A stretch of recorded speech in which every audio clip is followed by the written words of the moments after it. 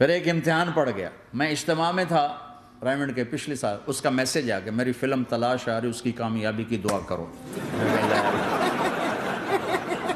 اے چنگی بڑ،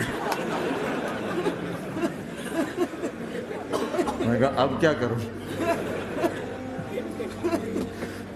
جواب دینا بھی ضروری، دعا بھی نہیں ہو سکتی، کیا کروں۔ تو جب وہ میسج آیا تو میرے سامنے کوئی 10-12 علماء بیٹھے تھے، میں نے کہا بھائی یہ میسج ہے، اس کا جواب کہا جی یہ ہمارا فیلڈ نہیں تمہارا ہے، تو ہی جواب دے۔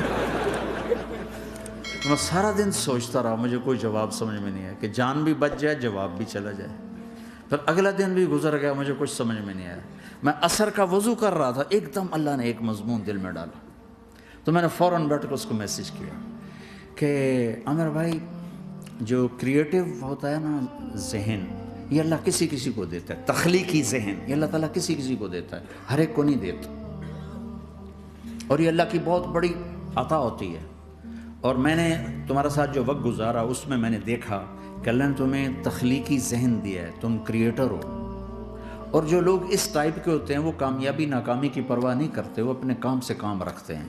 آپ کا بھائی تو فوراً اس کا میسج آیا، آپ ٹھیک کہہ رہے ہیں، آپ ٹھیک کہہ رہے ہیں۔ بات ہو گئی پہ میں تھا ہانگ کانگ، تو میں نے اسے میسج کیا کہ میں طارق جمیل ہانگ کانگ میں آپ کو فون کر سکتا ہوں، میں آپ کو فون کر سکتا ہوں۔ میں ہمیشہ اسے، اب بھی میرا فون پہ رابطہ ہے، میں پہلے اسے میسج دیتا ہوں میں آپ کو فون کر سکتا ہوں، اگر اس کا جواب نہ ہے پھر میں نہیں کرتا ہوں۔ کبھی وہ خود کر لیتا ہے، کبھی وہ میسج دے دیتا ہے کال کر لیں۔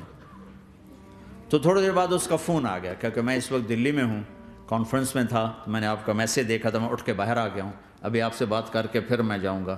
تو اسے باتیں کرتے کرتے کہنے لگا آپ کی دعا سے میری فلم کامیاب ہو گئی۔ میں کہا یا اللہ میں کوئی نہیں کی تھی تینوں۔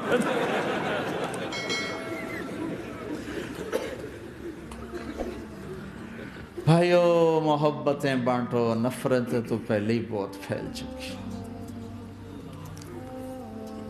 نشہ پلا کے گرانا تو سب کو آتا ہے، مزہ تو تب ہے کہ گرتے کو تھام لے ساتھ۔